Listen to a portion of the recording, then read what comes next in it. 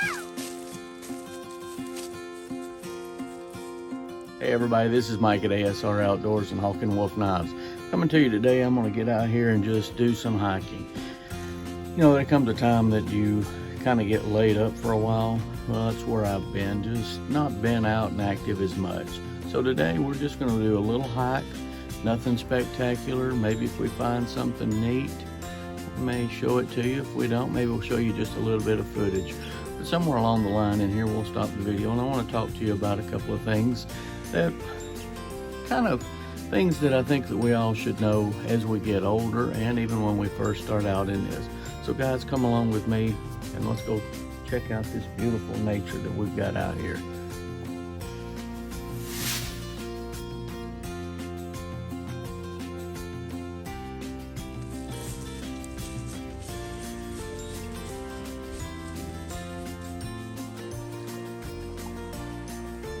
Seems like nature is just in full bloom.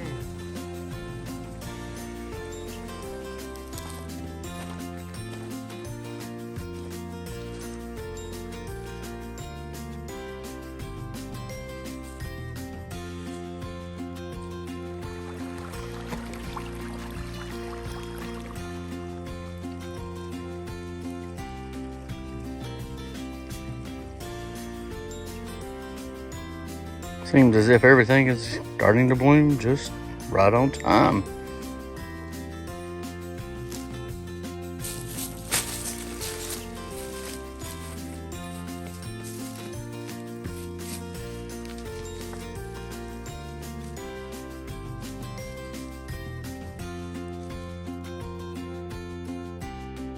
So many blooms, it's so hard to tell.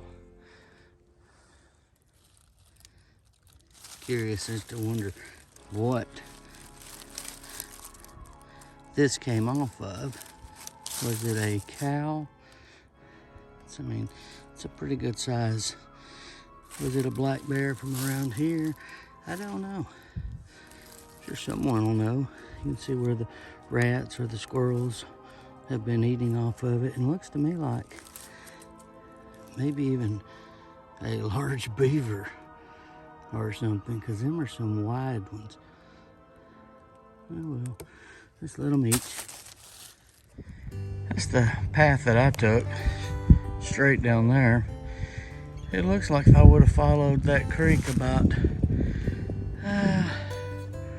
eighth of a mile, I would have been on a trail. Now, I'm not sure if this is a hiking trail. This is a part of the place that I've not explored very much, which is why I'm out here exploring it. I'm gonna stay within a mile, maybe a mile and a half. I'm gonna see where this goes out through there. Well, I'm at the bottom. As you can see, it went on up and around up there, not that far. I'm just curious, because I seen a set of hoof prints going one direction and one going the other. Well guys, we have about 2 hours of sunlight left. They can see it through the sun. I don't know. Not a big issue. We have about 2 hours. It's only about 45 minutes to an hour to get back. This did not go where I thought it did, or I think it does, which is just great.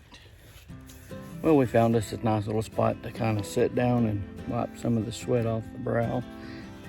Put back on the old Raptor 3 hat.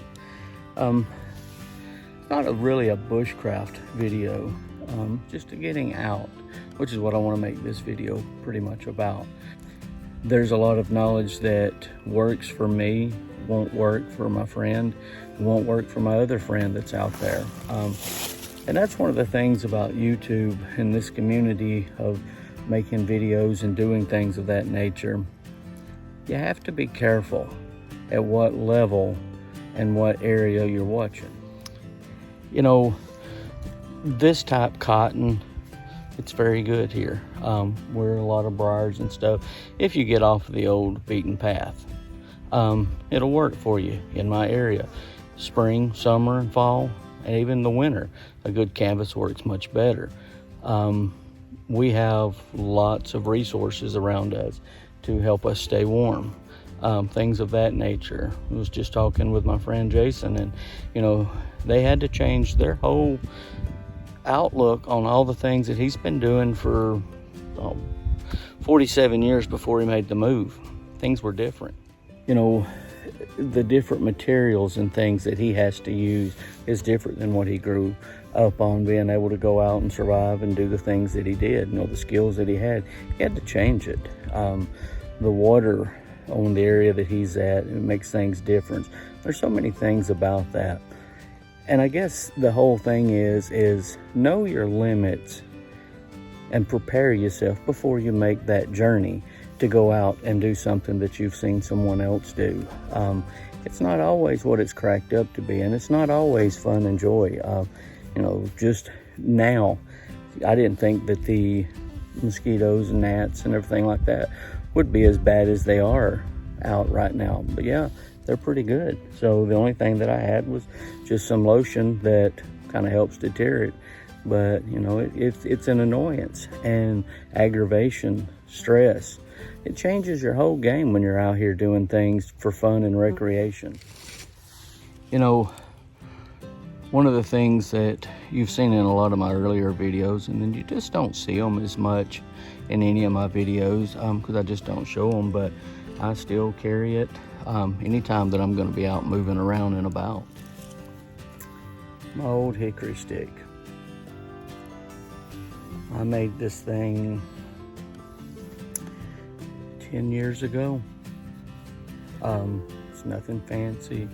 I hardened it in the fire, you got to do all that. This paracord here has been on it. It's never had to be used. It was just even a cheap paracord. We didn't grow up with paracord when I grew up, so whenever I found out about paracord, that was the craziest thing. See a little bit of fraying right here. Some old purple Barney duct tape. It's the right height, it'll get me around. It helps protect me. Walking stick is something that I use a lot, not just for protection, but I can use this thing here if I'm out in the woods and I don't want to have to cut out anything. It becomes a bar to hang my pots off of over the fire. It's used for holding up my tarp in the front. It's got a lot of uses, and it's something that we just overlook. Walking sticks, they're another good thing. Have them, but the stability that this will give you. Plus, you get a chance to tap the logs and see if there's anything behind it at a good reach before you make that step. Because sometimes you can't always make the walk around a log. And if that's the case, at least you got some kind of protection that you can kind of swap around and see if there's anything. Knowing what gear that you're gonna need for the activity is very important, because we can become very packed on equipment. We can buy everything for every season and still use the same bag because we like the bag. It gives us an image. It gives us that feel of security that, well, at least I look the part, And when I first started doing all of this, getting up and getting out and doing the things that I do, I didn't always have a good canvas backpack, or I didn't always have, one of the bushcraft style backpacks or the Boy Scout style backpacks. We grew up with basically a pillowcase and tied it on a stick. Put everything on your bicycle and ride it around. But for today's little out and about, I took a little small North Face. It's not bushcrafty looking. It's not outdoorsy. The persona of I'm a woodsman, it's not. But it's a very well built, lightweight pack to carry the things that you need. Some snacks. Just little bitty things there, just throw it in. Your tarp is only as good as you are with the knowledge of your tarp. It has nothing to do with, it has a lot to do with the brand. or how well it was made, but a lot of that comes from you. But this one here, I don't even think, you look at some videos that are 7-8 years probably back, and you will see this same tarp. It's a 5x7 little small tarp. It's just in case something happens. In this type of weather, I can get away with just this right here and a source of fire until I can get my way up and get out if something happens. That's not always going to be your case. They put so much emphasis on that. A little fire striker from the Pathfinder store, I believe. And a no-no for my lighter, but it's still in there. And some hand sanitizer. This stuff right here will start a fire very quick. Just some old orange paracord, a lantern, a light with the batteries not in it, then a Ziploc bag, 3 bottles of water, and an energy drink. And I'm out for the afternoon for about 3 hours. I'm in an area that I don't have to have everything that I would need. And it says, you know, we talk about things like, the term that I remember the most is if you're not always prepared, you're never prepared. And that holds very much a lot of justification in all of it. And your ability before you leave and your training, your skills, things that you have is a big part of that. It's not so much the sales gimmick of your gear. Ensure that you have the most gear that you need out there. To me, getting the right gear that is suited for you, for your climate that you're going to be in. Know what you need before you go. Be familiar with what you have before you go. And have some knowledge about something that you're going to be doing and the worst case scenario that you can prepare for, and have the knowledge to take care of it with a minimal amount of gear. What I mean by that is if you're going out and you are going on a day hike, you don't need your 72-hour ruck. If you're wanting to practice and get some skills of carrying it and lugging it around, sure, take it out. You're cutting back your enjoyment. So is it an enjoyment day or is it a training day? Having those two separated makes a lot of it, because this can get very stressful the longer you do it and the more that you do it.